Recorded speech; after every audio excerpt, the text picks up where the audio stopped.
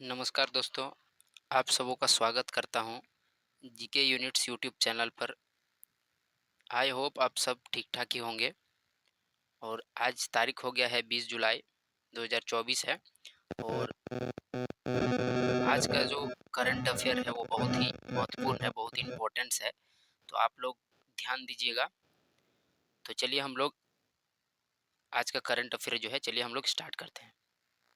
चलिए आज का पहला क्वेश्चन जो है वो क्या है? हाल ही में नेल्सन मंडेला नाम को थोड़ा याद रखिएगा। नेल्सन मंडेला अंतर्राष्ट्रीय दिवस कब मनाया गया? आपके पास ऑप्शन है 18 जुलाई, 19 जुलाई, 17 जुलाई और ऑप्शन नंबर डी है 16 जुलाई। तो दोस्तों इसका जो करेक्ट आंसर है वो क्या है? 18 जुलाई है, ठीक है? 18 जुलाई। याद रखिएगा, ये हर एक एग्जाम में ये पूछे जाने वाला क्वेश्चन है। जैसे आपका हो गया एसएससी, एमटीएस, सीजीएल, हर एक चीज़ में ये पूछे जा सकता है ये क्वेश्चन, ठीक है? चलिए इसका कुछ महत्वपूर्ण बिंदु हम लोग देख लेते हैं। नेल्सन मंडेला के बारे में कुछ हम लोग महत्वपूर्ण बिंदु देख लेते हैं। हर साल 18 जुलाई, ठीक है? हर साल 18 जुलाई दुनिया जो है नेल्सन मंडेला का अंतर्राष्ट्रीय दिवस मनाता है, ठीक है? और इसको पहली बार 18 जुलाई 2010 को मनाया गया था, ठीक? आगे देखिए, नेल्सन मंडेला का जन्म 18 जुलाई 1918 को हुआ था, ठीक है? चलिए नेक्स्ट देखिए, दक्षिण अफ्रीका के पहला अश्वेत राष्ट्रपति ये बने थे, ठीक है ना?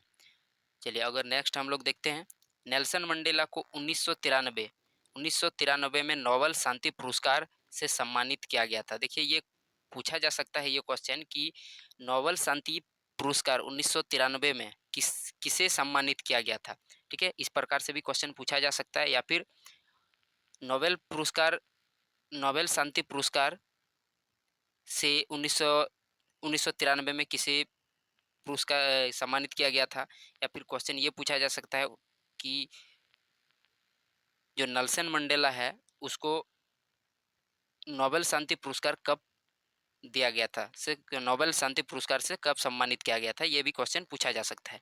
चलिए नेक्स्ट क्वेश्चन हम लोग देखते हैं। हाल ही में किस राज्य सरकार ने बेरोजगार युवाओं के लिए लड़का भाऊ, ठीक है, लड़का भाऊ योजना जो है क्या किया, शुरू की है, ठीक है? हाल ही में किस राज्य सरकार ने बेरोजगार युवाओं के लिए लड़का भाऊ योजना शुरू किया? ये लड़का भाऊ जो है ये एक योजना है, ठीक है? तो कौन सा राज्य सरकार ये शुरू किया? Rajasthan, option number B Uttar Pradesh, option number सी महाराष्ट्र और ऑप्शन नंबर डी जो है वो है मध्य प्रदेश। तो देखिए इसका जो करेक्ट आंसर है वो क्या है? ऑप्शन नंबर सी जो है, सॉरी, ऑप्शन नंबर सी इसका करेक्ट आंसर है, महाराष्ट्र, ठीक है? इसका जो महत्वपूर्ण बिंदु हम लोग इसका देख लेते हैं। इस योजना लड़का भाऊ योजना में क्या होता है कि अगर आप ट्वेल्थ पास है तो आपको क्या दिया जाएगा? ट्रेनिंग दिया जाएगा, ठीक है? आपको ट्रेनिंग दिया जाएगा। आपका योग्यता जिस हिसाब से उस हिसाब से आपको ट्रेनिंग दिया जाएगा और आपका जो मंथली पेमेंट है वो कितना दिया जाएगा? 6,000 रुपये। अगर आप डिप्लोमा किए हुए हैं तो आपको भी ट्रेनिंग दिया जाएगा और आपको कितना मंथली फी दिया जाएगा? 8,000। अगर आप ग्रेजुएट हैं तो कितना दिया जाएगा? 10,000, ठीक है? इस तरह से इसका कैटेगरी जो है बटा हुआ है, ठीक? चलिए हम लोग देखते हैं, नेक्स्ट क्वेश्चन देखते हैं। डब्ल्यू एस एफ विश्व विश्व जूनियर स्क्वैश चैंपियनशिप 2024 का आयोजन जो है कहाँ हुआ था, ठीक है? कहाँ हुआ इस बार 2024, ठीक है? जूनियर स्क्वैश चैंपियन जो है कहाँ आयोजित हुआ 2024 में? Option number A Australia, option number B France, option number C USA America, option number D जो है वो है भारत। तो दोस्तों इसका जो करेक्ट आंसर है वो क्या होगा? यूएसए अमेरिका में किया गया था, ठीक है? चलिए इसका कुछ इंपॉर्टेंट है महत्वपूर्ण बिंदु हम लोग देख लेते हैं। चलिए पहला नंबर हम लोग देखते हैं। W S F world junior squash championship 2024 जो है यूएसए अमेरिका में आयोजित किया गया था। याद रखिएगा, ये क्वेश्चन पूछा जा सकता है, कोई भी एग्जाम में जो है ये क्वेश्चन पूछा जा सकता है और हर प्रकार से पूछा जा सकता है, ठीक है? चलिए जो इसमें जो विजेता हुए, मेंस सिंगल में जो विजेता हुए वो कौन थे? मोहम्मद जाकारिया थे, ठीक है? उनको क्या मिला था? गोल्ड मेडल मिला था और वो कहाँ के रहने वाले हैं? मिस्र के रहने वाले हैं, ठीक है? नंबर 2 जो है वो क्या है? शौर्य बावा है, उसको ब्रॉन्ज मेडल मिला था और वो कहाँ के रहने वाले हैं? भारत के रहने वाले हैं, ठीक है। चलिए, विश्व जूनियर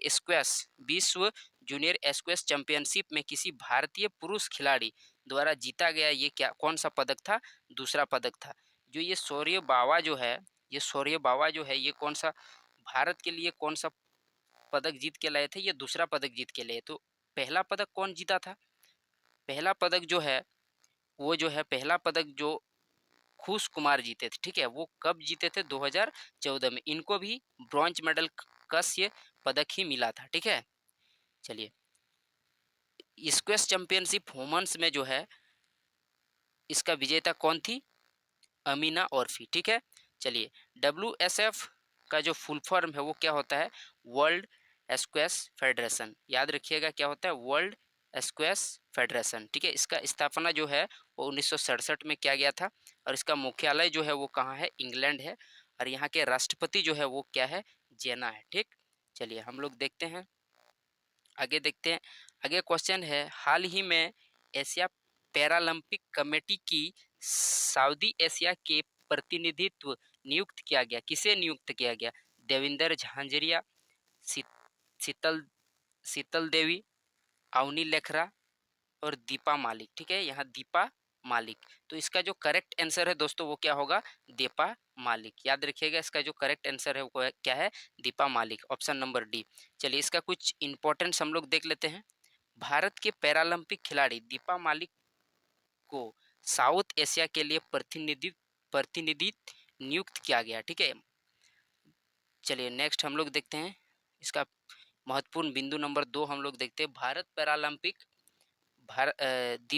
दीपा भारतीय पैरालंपिक कमेटी की पूर्व अध्यक्ष थी, ठीक है। ये जो है भारत के पैरालंपिक के पूर्व अध्यक्ष भी रह चुकी थी। क्वेश्चन पूछा जा सकता है कि भारत की पूर्व पैरालंपिक कमेटी का जो अध्यक्ष थी वो कौन थी? तो आपको याद रखना है दीपा मालिक, ठीक है।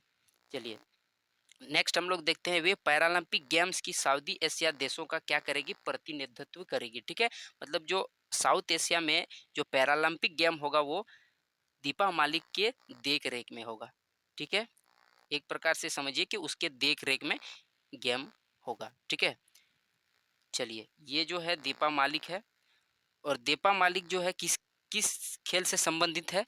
वो शॉर्ट पुट से और जेवलिन थ्रो, साथ ही तैराकी और मोटर रेसलिंग की पैरा खिलाड़ी है। याद रखना जरूरी है, आपको पूछा जा सकता है कि जो दीपा मालिक है वो किस खेल से संबंधित है, किस खेल से संबंधित है। तो याद रखना आपको शॉर्ट पुट से, जेवलिन थ्रो, तैराकी तैराकी और मोटर रेसलिंग से वो संबंध है, ठीक है।